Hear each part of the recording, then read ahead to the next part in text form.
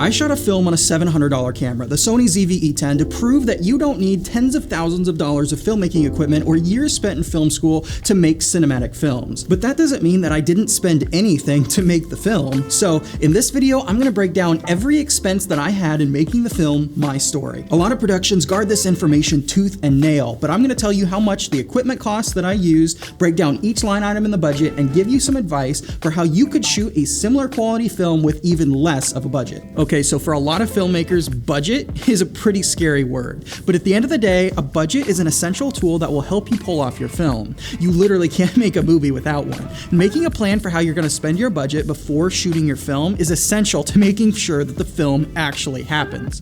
Here's what the initial process of planning for the budget for My Story looked like. As a producer, my goal with this film was to make money from day one. When I set out to make the film, I didn't have a plan for the story, I didn't have a title, I didn't have any idea what the film was gonna be about. What I did have was 2 videos on the Visionary Studios YouTube channel with over 50,000 views, both of them about entry-level Sony cameras that cost under $1,000, the Sony a6000 and the Sony ZV-E10. So I knew if I made content about those cameras, there probably would be an audience for it. So I decided to shoot a short film on the Sony ZV-E10 and make a ton of behind-the-scenes content for it on the Visionary Studios YouTube channel to boost the channel. This video is one of those BTS features. At the same time, I'd shoot a mini course called the Sony ZV-E10 Cinema Course on how to shoot cinematic films on the Sony ZV-E10 that I could promote in the YouTube content. So to monetize everything, I'd be making a little bit of revenue from ads running before the videos, I'd have some income from the mini course, and then the ultimate goal would be to boost the viewership on the channel to the point where I could secure sponsorship deals on future content. As you can tell, my focus was squarely on marketing and distribution for the film before I ever had an idea for the story. I outlined a budget of about $2,000 to make the film,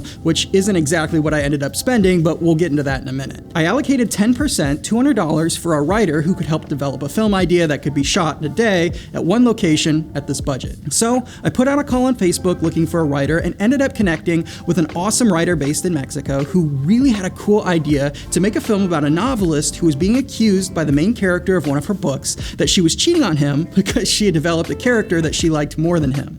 Fun concept. And she managed to get me a first draft in less than 24 hours. Totally unexpected, but it meant I could start working on pre-production and start looking for actors for the film. So let's get into the real numbers of what it costs to make this film. I originally planned to pay both actors $600 in total, or $300 a piece, but as I started making my script breakdown, I realized I was gonna have to spend more on props and some other areas than I initially expected. So I ended up only offering $225 per role, $450 in total. This is still above the SAG-AFTRA day rate for this size of production, so I don't feel too bad saving a little money here. If I'd already advertised the position at $300, I wouldn't have cut it, but since I made the decision before I ever put the casting call out, it was fine. So now I should clarify though that we were not a union production. The only reason I mention them here is because I feel like union rates are generally a good guideline for what us non-union productions should be paying our cast and crew, even though obviously we aren't constrained by all of their requirements. So now let's talk crew. The first position that I knew I was gonna need to fill was a behind the scenes videographer because I knew I was gonna need a lot of behind the scenes footage to make content for the YouTube channel. In my experience, it's really hard to find people who are good with a camera willing to work for less than $300 per day, so that's what I budgeted and spent on the BTS videographer. The next position was the hair and makeup artist. I ended up paying them $300 for the day to have them on set, plus a $50 kit fee to cover some of their expendables. The last position that I budgeted for was a couple extra sets of hands to help with the equipment, moving around C-stands, setting up lights, and things like that. So I brought on those 2 extra sets of hands for $100 a piece. So altogether with my cast and crew, I ended up spending $1,300, which was the majority of the budget for this film, as it usually is. Now, if you're just getting started in filmmaking, or even if you've been at it for a while, one of the easiest ways that you can save money on your films is by finding cast and crew who are willing to work for free. Personally, I have a policy that if you work for me, you get paid. Nobody works with me for free. The rates that I used are very low budget though. Everybody working on the project was worth 3 times or more what I paid for them, and I am extremely grateful for everybody who helped bring this project to life. But if you don't have very much money to spend on your next film, there's plenty of people out there who are more than happy to work on projects like these for free just to get the credit and to build their reel. If you can afford it, definitely pay the people that you're working with. You want to be somebody who takes care of the people that are helping bring your vision to life, not taking advantage of them. But don't feel like you have to just come up with thousands of dollars to be able to find people who will help you make your films. It is important to me though that the people I work with are getting paid, especially since I intend to make money from my projects. When it comes to equipment, equipment, obviously I shot the film on the Sony ZV-E10. That was like the whole point of making the film, right? But I don't actually have any of the lenses for the ZV-E10 that I used in the film. I don't actually have any besides the kit lens that comes with the camera.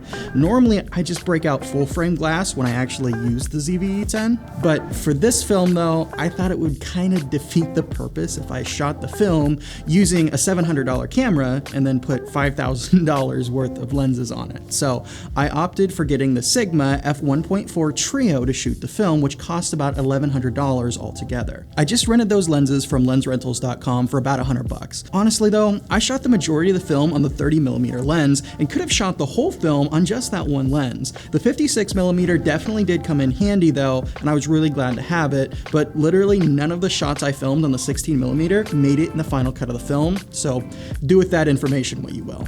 I spent about $200 on the rig for the Sony ZV-E10 that you see in the film. The monitor is about a $100 monitor that I already had, but the rest I just ordered the week before the shoot.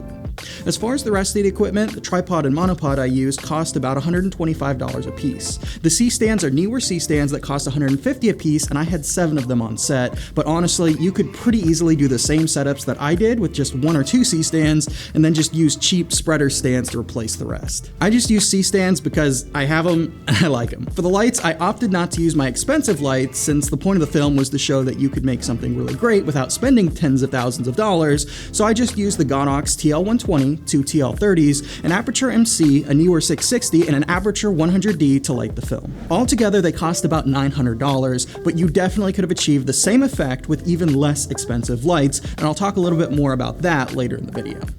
As far as sound, I did go ahead and just use my Rode NT-G3, which cost $800. I could have gotten very similar audio quality using my Rode VideoMic Pro, or maybe even a cheaper mic, but that really wasn't the point I was trying to make with the project. I mean, at the end of the day, sound is just getting the microphone as close to the person speaking as possible, so you could have gotten great sound quality using a cheap lavalier mic like the DJI wireless system or the Rode VideoMic Go's. Besides all that, I used a couple $100 worth of miscellaneous equipment like gaff tape, extension cords, we had a first aid kit on standby, things like that. So altogether, we spent $300 in total on equipment while making the film, but we used about $5,000 worth of equipment to actually make the film, even though you definitely could have saved money on it by using cheaper light stands, cheaper lights, cheaper mics, and not getting the 16 or 56mm lens and so forth. Realistically, I think we could have gotten the exact same end result on the film using just $2,000 worth of equipment rather than $5,000. We just got a couple more expensive things because that's what I had on hand, and I didn't want to go buy a bunch of things like cheaper light stands just for this project. So trust me, at the end of the day, you could absolutely make this film using less than $2,000 worth of equipment, including the camera. Art department, props, and wardrobe is usually an area that I love to save some money for a film. When I shot Debtor's Hope, for example, I didn't spend a dime on props and wardrobe. I just had my actors use clothes that they already had access to, and I used things that I already owned for the props. But for my story, it wasn't quite as easy. For wardrobe, I did have them wear their own clothes, with the exception of the jacket that John wore. I wanted all my props and wardrobe to be cooler colors in the film so that the only warmth came from the lights in order to set the tone that I was going for in the film, and John didn't quite have a jacket that worked for it. So we spent $100 on a jacket for him, which we promptly returned the next day and got a refund for it, so I'm not even going to include it in the budget. We did this with a few other items as well, so I won't go into all that, but basically, we ended up spending $100 on random props that we couldn't return. You will notice that there is a shot in the film of some books written by Elizabeth Claiborne, which is the name of our fictional main character. These we obviously had to have custom made, so I paid a graphic designer like $30 to make the designs, made a few revisions myself in Photoshop, and then had them printed using a service I found on Google called Blurb. The actual text in the books is literally just 300 pages of lorem ipsum text I generated online in just whatever font that Microsoft Word made it. Printing them and having them express shipped cost $70. So in total, I paid $100 to get these for the film, which brings our total spend on art department to $200. The next big thing that you're gonna have to consider when making a film is the location. I initially just budgeted $100 thinking I'd just shoot at a friend's house or something like that, dad and slide him $100 as a thanks. But once we actually had the first draft of the script, I just couldn't think of anybody that had a house that made sense for the project. So we ended up paying for an Airbnb for 2 nights, which cost us $350 in all. So that's definitely where we overspent the most from our initial budget. But at the end of the day, I feel like the location ended up being perfect and was completely worth the money. If we'd spent more time looking for a location, we probably could have found somewhere that would have been a lot cheaper and still served our purpose, but the total time that we had from when we decided to make the film to when we actually shot it was just 4 weeks. So spending lots of time on location scouting just wasn't worth saving $200 for us. Now, everybody that's ever shot a film before knows that filmmaking involves long and physically demanding hours. So the next thing we're going to talk about is something that you absolutely cannot cut as you make your budget. That thing is food for your cast and crew. In a video we posted a few months ago, we broke down how much it costs to make a feature film and broke down the line items in a film budget. And in that video, we talked a lot about how pretty much every other line item for a film you can cut. You can find cast and crew willing to work for free. If you don't have any equipment, you can find a cinematographer with their own equipment willing to shoot your film for you. You can use props and wardrobe that you already own and so forth. But what you absolutely cannot cut from your budget is food for your cast and crew. If you aren't paying your people, spotting them a meal on the day that they're giving up out of their own busy schedule is the least that you can do. And if you are paying them, then it's just industry standard and professional for you as the producer paying for the film to buy everybody lunch. And I promise you, the last thing that you want on your set is a bunch of hangry people who haven't had a good meal. Now, in my initial budget, I allocated $100 for lunch. However, because the shoot ended up lasting 12 hours, and because the way that the day ended up getting scheduled, it made sense to break for lunch about 3 hours into the shoot day. We also knew that we had several people traveling in for the shoot and wanted to make sure that they'd get a good meal at a reasonable time despite the drive, which played into the decision of serving a meal at the 3-hour point. A good rule of thumb is to feed everyone every 6 hours that they're on set, just to make sure that they're not working with an empty stomach, which is actually also a union requirement. So we decided to serve 2 meals for the cast and crew, one at the 3-hour point and one at the 9-hour point. This cost us another $150 from the original budget, bringing the total allocation to $250 for meals alone.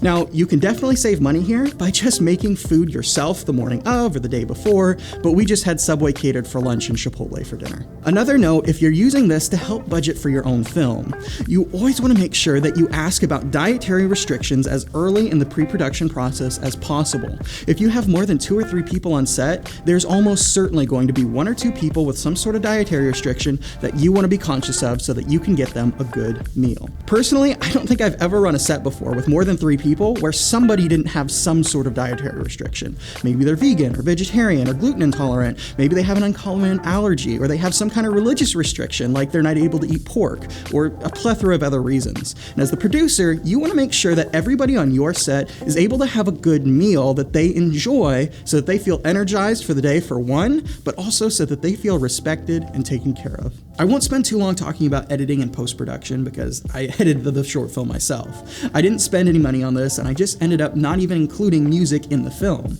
I felt like the performances carried the piece of the film just fine, and all the music that I experimented with just subtracted from the overall experience. So I just made sure the sound design and Foley was on point and left it alone.